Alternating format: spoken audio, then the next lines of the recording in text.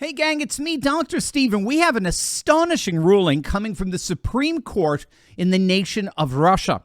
Their highest court has just ruled that LGBT activists should be designated as, quote, extremists, and has issued an official ban on any and all LGBT activities throughout the territory of the Russian Federation. It's perhaps the single most sweeping anti-LGBT Supreme Court ruling yet. And Russian authorities are taking the ruling very seriously. Within just 48 hours of the ruling, Russian police reportedly raided a number of gay bars and clubs throughout Moscow under the pretext that the bars and clubs are centers for extremist activity and can therefore be shut down. Now, what's so interesting here is that the Supreme Court there banned what they called, and this is key, the international LGBT movement. The international LGBT movement. For Putin and for retraditionalized Russia, the culture wars are not civil wars. The culture wars are not left versus right in Russia. The culture wars are a foreign invasion, and that's absolutely key to get with the Supreme Court. Wokeness for Putin and with the Supreme Court is not an issue within Russia. Wokeness is a foreign invader that's trying to destroy Russia. And so what Putin and Russian officials are doing here is they're treating wokeness as literally like a foreign enemy that's trying to break through and invade their nation. And so that's why scholars refer to what Russia is doing here as an internationalization of the culture wars. And so needless to say, this decision by the Russian Supreme Court is hardly unique for Russia. It actually comes on the heels of the Russian legislature officially banning all gender reassignment surgeries in their nation.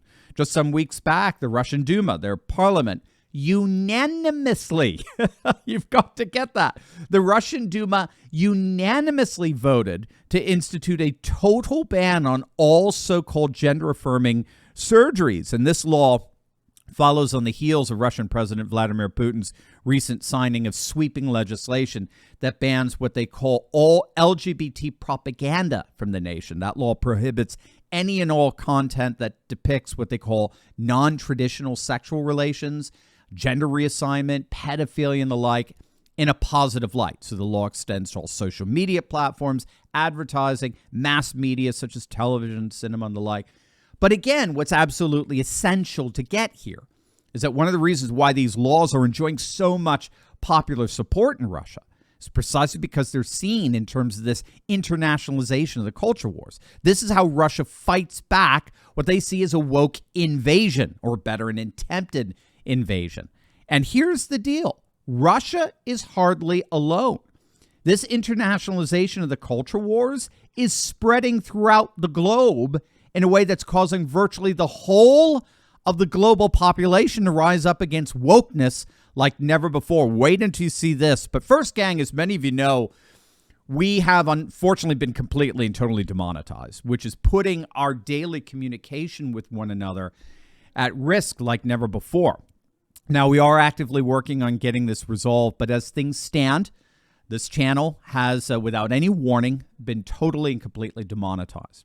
And as Elon Musk said so powerfully last week, the whole point of these demonetization efforts is to deliberately try to make us patriots feel like we're all alone.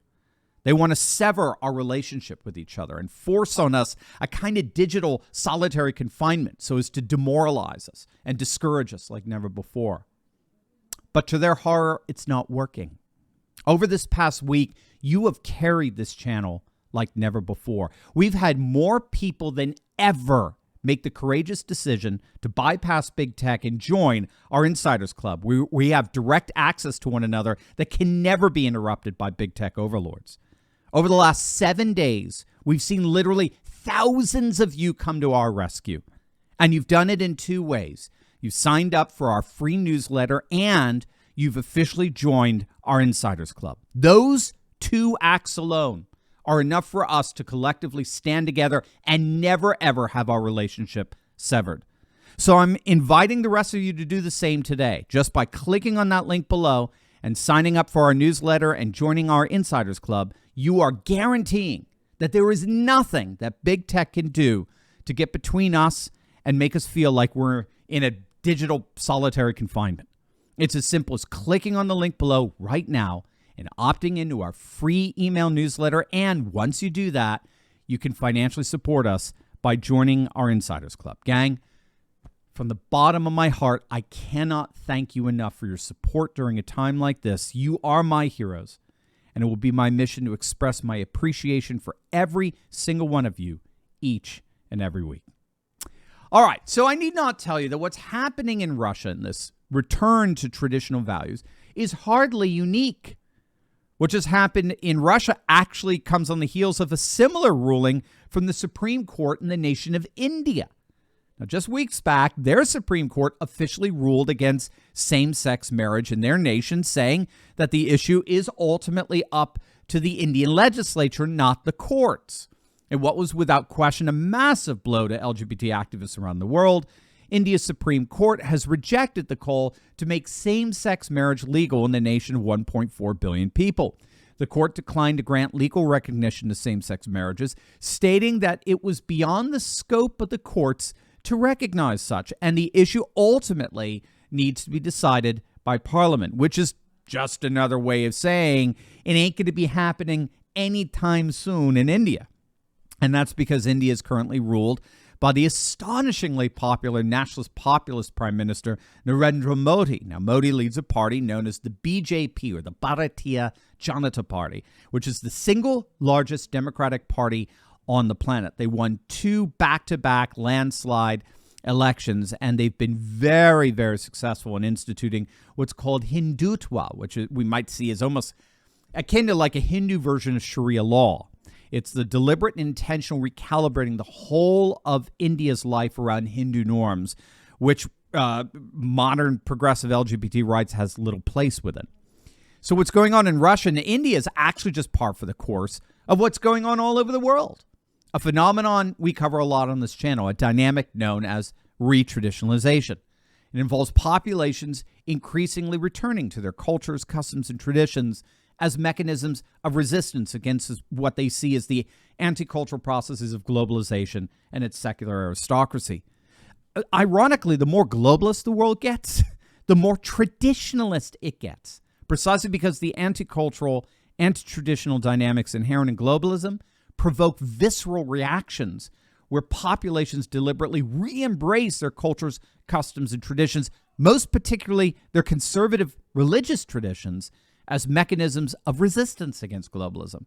And that's exactly what we're seeing throughout the world today. For example, even in Europe, the nation of Hungary, under the leadership of the extremely popular Prime Minister Viktor Orban, who's won 4 back-to-back landslide elections in a row, they've enacted laws banning schools from using materials seen as promoting homosexuality and pro-LGBT values to students. In the nation of China, new media standards have been established throughout the nation, banning what media regulators call, I kid you not, sissy idols and effeminate men. Even in the nation of Japan, one of America's staunchest allies, Japan's courts have consistently banned same-sex marriage. More than 30 African countries, most recently Uganda, banned same-sex relations. And I haven't even brought up the Middle East. We're talking whole continents who are pushing back against wokeness. This is the new geopolitical reality.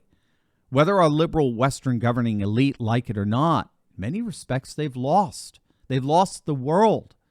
The world is entering into a new conservative age, a far more traditionalist, nationalist, civilizationalist world.